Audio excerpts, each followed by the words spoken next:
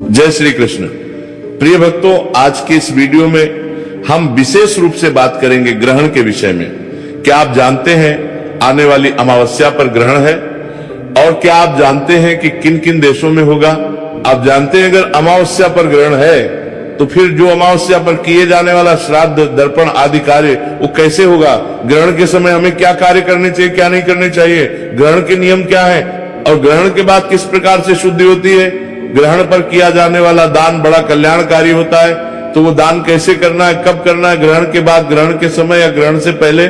साथ ही बताएंगे आपको कि जिस दिन ग्रहण होता है उस दिन गर्भवती माताओं, बहनों को क्या ध्यान रखना होता है, इन सावधानियों की आवश्यकता होती है। इस प्रकार से संपूर्ण जानकारी आने वाली ग्रहण के विषय में आपको प्रदान की जाएगी। बहुत सारे लोगों के प्रश्न आ रहे हैं, पंडित जी के हमारे पास ऐसी जानकारी आ रही है कि आने वाली अमावस्या पर 12 अगस्त को ग्रहण होने जा रहा है, वो भी पूर्ण सूर्य ग्रहण होने जा रहा है, बड़ा ग्रहण होने जा रहा है। कुछ जगह पर तो ये भी है कि 100 साल बाद का रिकॉर्ड टूट रहा है, तो इसकी सच्चाई क्या है? ग्रहण कहां कहां होगा और विशेष रूप से भारत में ग्रहण होगा या नहीं होगा? अब क्योंकि हमारे जो दर्शक हैं वो पूरी दुनिया में हैं, हमारे जो चैनल है लगभग 122 देशों में देखा जाता है।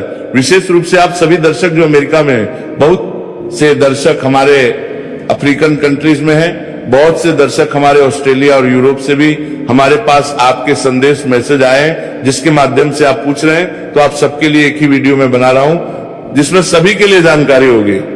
आप रूप से देखें, अंत तक देखें, तो आपके सभी प्रश्नों के उत्तर इस आने वाले ग्रहण से संबंधित आपको प्राप्त हो जाएंगे। आइए जानकारी आरंभ करते हैं। आपसे निवेदन है कि वीडियो थोड़ा सा भी उपयोगी लगे तो लाइक अवश्य कीजिएगा और जितना हो सके शेयर कीजिएगा। इसके दो लाभ होंगे।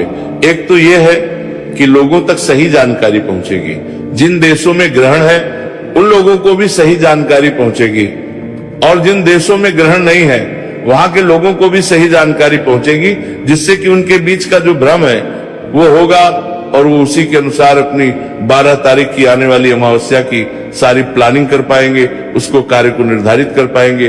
ग्रहण के दुष्प्रभाव से बचने के लिए कमेंट बॉक्स में अवश्य लिखिएगा हर हर महादेव या जय महाकाल, भगवान महाकाल आपकी ग्रहण के दुष्प्रभाव से रक्षा करेंगे।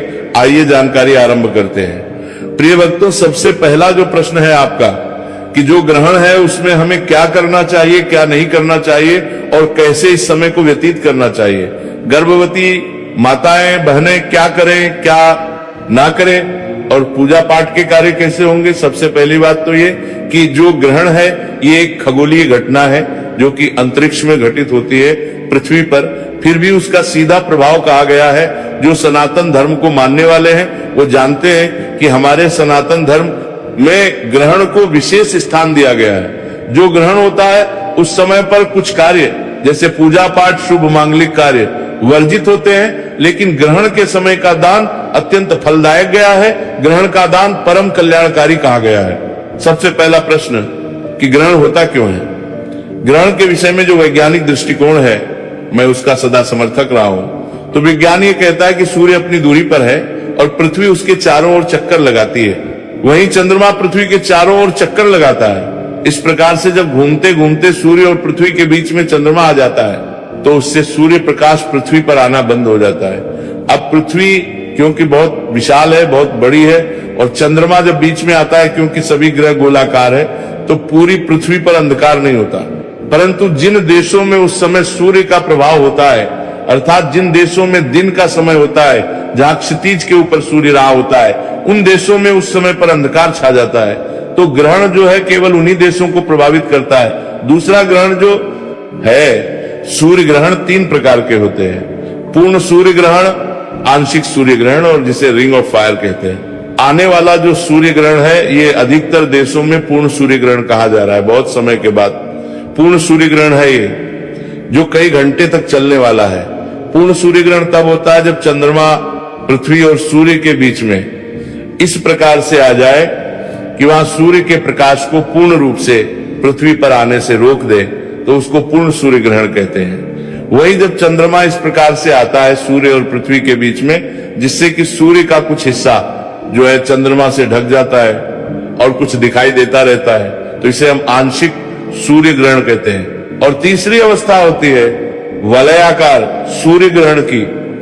जब चंद्रमा सूर्य के सामने इस प्रकार से आता है कि जो सूर्य का ऊपर का गोलाकार आकार है वो चमकता हुआ दिखाई देता है और उसके बीच में केंद्र में एकदम काला अंधकार चंद्रमा का होता है, इसलिए एक वो रिंग के रूप में दिखाई देता है, एक झल्ले के रूप में दिखाई देता है। इसको इंग्लिश में है रिंग ऑफ फायर और हिंदी में कहते हैं सूर्य ग्रहण। ये तीन अवस्थाएं हैं। सूर्य ग्रहण की अगर आध्यात्मिक दृष्टिकोण की बात करें या जो दंत कथाएं उनकी बात करें तो आपने सुनी होंगी। वो दंत कथाएं ऐसा है कि जब राहु सूर्य देव को ग्रस लेता है उस समय को सूर्य ग्रहण कहा जाता है। अब आप कहेंगे जी राहु कैसे ग्रस लेता है? वैज्ञानिक दृष्टिकोण अलग, आध्यात्मिक दृष्टिकोण अलग। ऐसा नहीं है। जब आप ज्योतिष शास्त्र को देखेंगे ना तो उससे आप जान पाएंगे कि राहु जो ग्रह है ना उसका इस समय पर सूर्य पर जो प्रभाव होता है वो उसी प्रकार का होता है जैसे कि वो उसका ग्रास बना रहा हो, इसीलिए इसको ग्रसना कहते हैं। अब कथाओं में क्या बना दिया गया कि सूर्य को जो है राहु निगल लेता है और इसीलिए वो सूर्य ग्रहण हो जाता है। वो कथा के रूप में समझाने का प्रयास किया गया। अन्यथा ऐसा नहीं है कि हमारे वेद पुराणों में या शास्त्र में कुछ अनुचित जानकारी है। हम भी व्यापक दृष्टिकोण को रखते हैं, वैज्ञानिक दृष्टिकोण को ही रखते हैं। तो उस समय पर राहु का जो प्रभाव है सूर्य के ऊपर वो इस प्रकार का होता है ग्रह के रूप में, इसीलिए उसको ग्रसना कहा गया है। ये बात हुई कि ग्रहण होता क्यों है। जानकारी है कि ग्रहण के समय हमें करना चाहिए क्या क्या क्या सावधानियां रखनी है, किन किन नियमों का पालन करना है। तो सबसे पहली जानकारी कि प्रिय भक्तों, जब ग्रहण शुरू होने वाला होता है उससे पहले लगता है ग्रहण का सूतक। जब सूर्य ग्रहण होता है तो उसका सूतक 12 घंटे पहले मान्य होता है। अर्थात जितने बजे से सूर्य ग्रहण आरंभ हो रहा है उससे 12 घंटे पहले उसका सूतक शुरू हो जाता है। और सूतक शुरू होने से पहले मनुष्य को बहुत सारे कार्य समाप्त कर लेने होते हैं। कौन कौन से कार्य? पूजा पाठ करनी है तो सूतक लगने से पहले ही कर लीजिए। भगवान को भोग प्रसाद लगाना है, सूतक से पहले कर लीजिए। जो भी पूजा पाठ के कार्य हैं वो सूतक शुरू होने से पहले ही होंगे। जहां सूतक लग गया उसके बाद कोई पूजा पाठ नहीं होगी। सूतक लगने से पहले ही आप पूजा पाठ करके अपना भोग प्रसाद लगा के भगवान को मंदिर के पर्दे बंद कर दीजिएगा। ये पहला कार्य है जो आपको अवश्य ध्यान रखना है कि सूतक से पहले ही आपने अपना मंदिर बंद कर देना है। घर में मंदिर है उसके भी पर्दे कर देने हैं। मंदिर को छूना नहीं है सूतक के समय पर। दूसरा, जो घर में आप लोग रहते हैं तो घर की सुरक्षा के लिए, ग्रहण के दुष्प्रभाव से बचाने के लिए क्या करना चाहिए? आपके घर में जितनी भी खाद्य सामग्री है, खाने पीने की वस्तुएं हैं, चाहे वो आटे का ड्रम होगा, चाय, चीनी, चावल, दाल के इन सब के डब्बे होंगे या ड्रम होंगे, जैसे भी आप इन सबको रखते हैं, उन सभी में कुशा डाल दीजिएगा। कुशा एक प्रकार की घास होती है जिसमें बड़े ही गुण भी है और इसे पूजा पाठ के लिए बड़ा दिव्य माना जाता है। इसमें इस प्रकार के गुण कहे गए हैं कि जहां ये विद्यमान रहती है वहां से नकारात्मक ऊर्जा समाप्त हो जाती है। तो मैं आपको वैज्ञानिक दृष्टिकोण से बता रहा हूं, ऊर्जा का प्रभाव जब ग्रहण होता है ना तो पृथ्वी पर नेगेटिव एनर्जी का प्रभाव होने लगता है। नकारात्मक ऊर्जा बढ़ जाती है और सकारात्मक ऊर्जा घट जाती है। नकारात्मक ऊर्जा उत्पन्न होने से अनेकों प्रकार की बीमारियां होने की संभावनाएं होती है, अनेक की दुर्घटनाएं घटित होने की संभावनाएं होती है, क्योंकि नकारात्मक ऊर्जा जो है वो नेगेटिविटी को ही फैलाती है। इसीलिए ये जो घास है, कुशा घास, ये नेगेटिव एनर्जी को नष्ट करती है। दूसरा, ग्रहण के समय के जितने भी दुष्प्रभाव होते हैं उनको ये सोख लेती है।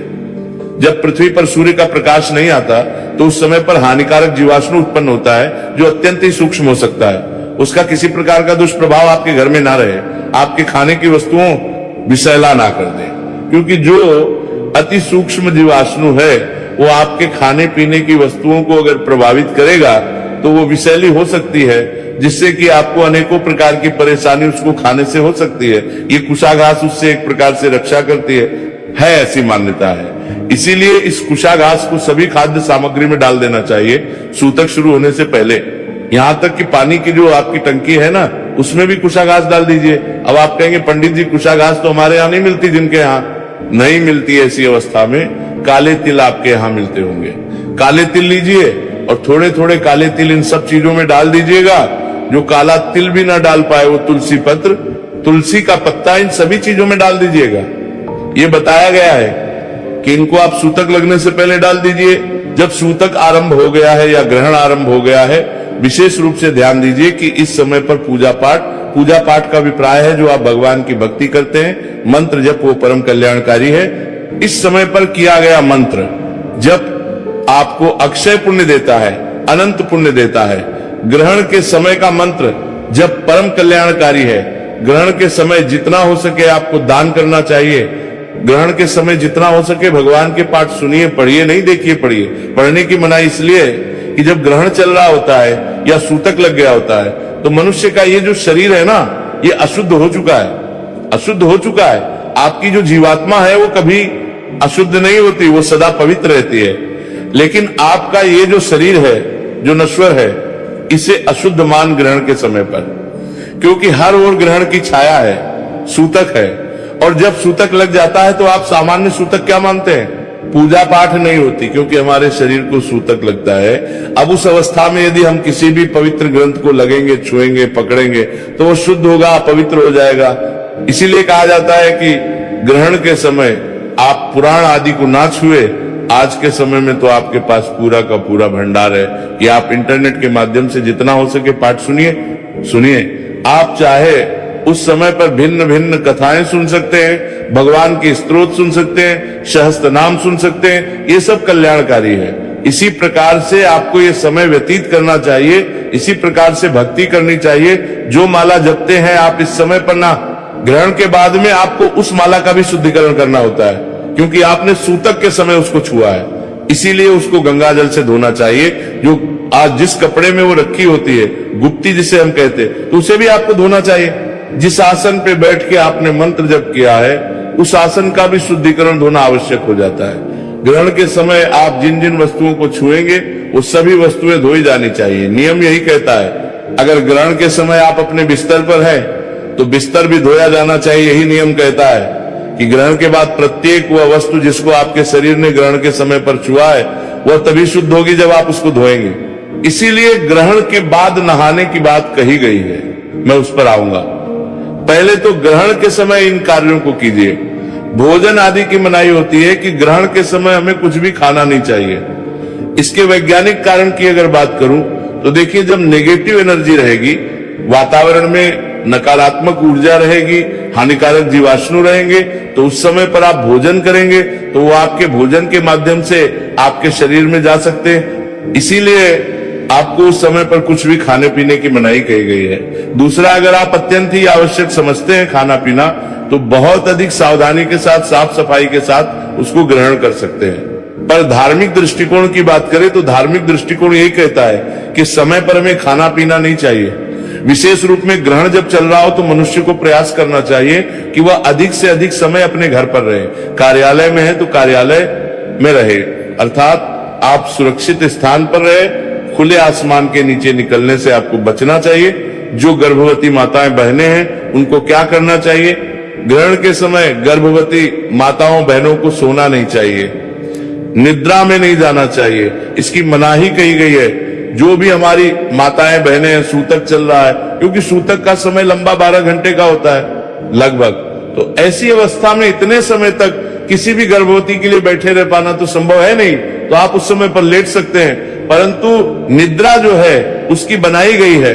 ग्रहण के समय पर विशेष रूप से मैं कहूंगा, जब ग्रहण आरंभ हो चुका हो, खाने पीने की बात करें तो देखिए खाने पीने में कुछ छूट दी गई है। किस किस को?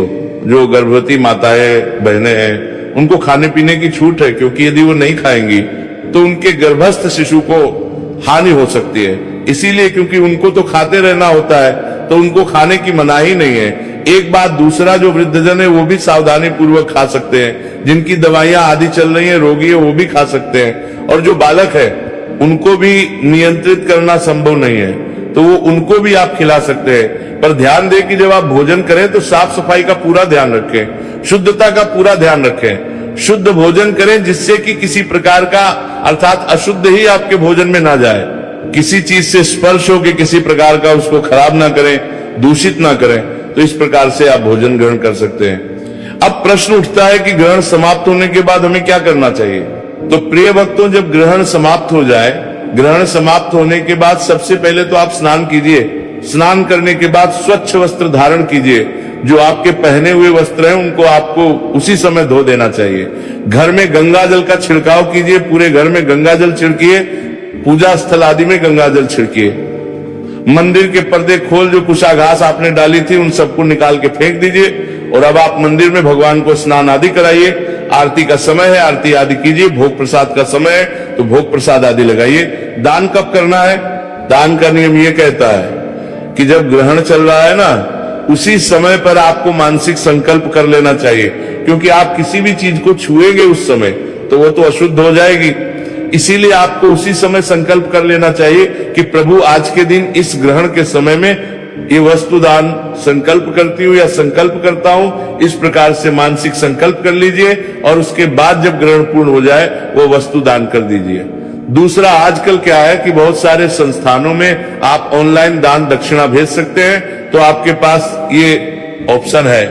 तो आप जब ग्रहण चल रहा है उसी समय पर इस दान को करें तो परम कल्याणकारी कहा गया है, सर्वाधिक पुण्य कहा गया है। या जब संकल्प ग्रहण के समय कर लेंगे और बाद में किसी को दे देंगे तो वह भी उतना ही पुण्यदायी है। इससे आपको दान का कार्य करना चाहिए।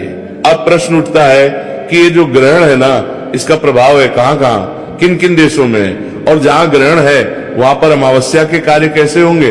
प्रिय भक्तों, अमावस्या का जो कार्य, अमावस्या पर हम क्या करते हैं? तर्पण करते हैं, पितरों के निमित्त दान पुण्य के कार्य करते हैं, हम अमावस्या का व्रत भी करते हैं और पूजन भी करते हैं। तो ये सभी कार्य सूतक शुरू होने से पहले किए जा सकते हैं या ग्रहण समाप्त होने के बाद में किए जा सकते हैं। तो किस किस देश में किस समय पर आपको ये करने चाहिए, इसकी जानकारी इसके अनुसार होगी कि किस देश में कितने बजे ग्रहण शुरू हो रहा है। उसी के अनुसार मैं आपको बताऊंगा कि आप कहां पे कितने बजे तक होगा और किस देश में कितने बजे तक होगा। तो आइए पहले ये जान लेते हैं कि ग्रहण जो है वो है कितने बजे से कितने बजे तक, सूतक कब लग रहा है और किन किन देशों में ग्रहण। तो ग्रहण के विषय में एक तो पंचांग हमारे बताते हैं, दूसरी क्योंकि मैं वैज्ञानिक दृष्टिकोण को बहुत मानता हूं तो ऐसे में मैं जो खगोल विज्ञान के संस्थान है जहां से ग्रहण की जानकारी होती है, जो सरकारी विभाग होते हैं इनके विषय में हमारा वहां से भी जानकारी प्राप्त करने का प्रयास रहता है। तो सभी स्थानों से जानने के बाद जो सरकारी विभाग है, खगोल विज्ञान के विभाग है या जो हमारे पास अन्य माध्यम में पता करने की, उन सभी से पता करने के बाद ये निर्णय हुआ कि हाँ 12 तारीख को आने वाली अमावस्या जो कि श्रावण मास की अमावस्या होगी उस पर ग्रहण है। सावन की अमावस्या 12 अगस्त को ग्रहण है। अब ये ग्रहण है कहां कहां, इसको एक बार जान लेते हैं। देखिए, इस ग्रहण का सर्वाधिक प्रभाव जो हो रहा है वो हो रहा है ग्रीनलैंड में, आइसलैंड में। आप पूर्ण सूर्य ग्रहण होने जा रहा है स्पेन में, ध्यान दीजिएगा स्पेन में। तो यहां तक की अगर मैं बात करूं उत्तरी स्पेन की, तो उत्तरी स्पेन में तो लगभग 100 साल के बाद ये ग्रहण होने जा रहा है, दिखने वाला है पूर्ण रूप से। इसी के जो आप जानकारी कह रहे हैं ना बार बार कि 100 साल बाद ग्रहण, 100 साल बाद ग्रहण, वो इसी देश के विषय में विशेष रूप से कहा जा रहा है। ये बात अलग है कि लोग उसको अफवाह के रूप में सभी के लिए बता देंगे। इसके अलावा पूर्ण सूर्य ग्रहण जो है वो उत्तरी रूस में भी रहेगा, रशिया में और पुर्तगाल के कुछ हिस्सों में भी पूर्ण सूर्य ग्रहण दिखाई देगा। आंशिक सूर्य ग्रहण बहुत अधिक स्थानों पर रहने वाला है। आंशिक सूर्य ग्रहण का प्रभाव यूरोप में भी रहेगा, यूरोप के अधिकांश देशों में इसका प्रभाव है। अब मैं एक एक देश के विषय में बताऊंगा तो ये वीडियो बहुत बड़ा हो जाएगा। तो हमारे जो भी दर्शक उन देशों में रहते हैं, आपसे मैं निवेदन करूंगा कि आप या तो कमेंट बॉक्स के माध्यम से लीजिएगा। उत्तरी अमेरिका में इसका प्रभाव रहेगा, कनाडा में हमारे बहुत से दर्शक हैं, तो मैं बताऊं कि कनाडा ये आंशिक सूर्य ग्रहण रहने वाला है। यूएसए के उत्तरी भाग में भी इसका प्रभाव रहने वाला है। उत्तर पश्चिमी अफ्रीका के कुछ देशों में भी इसको आंशिक रूप से देखा जाएगा। इन सभी स्थानों पर इसका प्रभाव रहेगा। एशिया में, रशिया में इसका प्रभाव है, परंतु अन्य देशों में एशिया के अंदर कहीं कोई प्रभाव दिखाई नहीं दे रहा है। मैं बात करूं विशेष रूप से भारत के, क्योंकि भारत के हमारे बहुत सारे दर्शक हैं, सर्वाधिक दर्शक जो हैं भारत से हैं, तो भारत में इस ग्रहण का कोई प्रभाव नहीं हो रहा है। ये ग्रहण जिस समय पे होगा उस समय भारत में रात्रि होगी। जब ग्रहण शुरू होगा भारत में लगभग रात के 9 बज रहे होंगे और सुबह तक ये ग्रहण चलेगा, लेकिन पूरी रात्रि भर होगा तो हमारे भारत में उस समय सूर्य जो है क्षितिज के नीचे रहेगा। इसीलिए भारत में ग्रहण नहीं होने जा रहा है। और एक चीज और, जहां ग्रहण नहीं होता वहां पर सूतक भी लागू नहीं होता। तो जो भी हमारे भारतीय दर्शक हैं या भारत के आसपास नेपाल आदि के दर्शक हैं, पाकिस्तान में बहुत से दर्शक हैं, यूएई में दर्शक हैं, श्रीलंका में दर्शक हैं, तो मैं आपको बताऊं कि आप इस दिन अमावस्या के सभी व्रत आदि को नियम से कर सकते हैं और इस दिन की जो पूजा पाठ है भी बिना किसी सोच विचार के कर सकते हैं। हमारे इन देशों में सूतक का कोई प्रभाव नहीं है। हाँ, जिन देशों में सूतक रहेगा, जहां जहां ग्रहण रहेगा, मैंने उनके नाम बता दिया, वहां से जो दर्शक हमारे साथ जुड़े हैं, तो आप समय की जानकारी के लिए व्हाट्सएप या कमेंट बॉक्स में बात कीजिएगा। ये थी जानकारी ग्रहण के विषय में। बहुत व्यापक रूप से मैंने वीडियो बनाया है, आप सभी इसका लाभ लें। ईश्वर आपका कल्याण करेंगे। चैनल पर नए हैं और चाहते हैं कि सही शास्त्रीय जानकारी, प्रामाणिक जानकारी आपको मिलती रहे, तो अभी चैनल को सब्सक्राइब कर लीजिए। अवस्था में यदि हम किसी भी पवित्र ग्रंथ को लगेंगे, छुएंगे, पकड़ेंगे, तो वो शुद्ध होगा, अपवित्र हो जाएगा।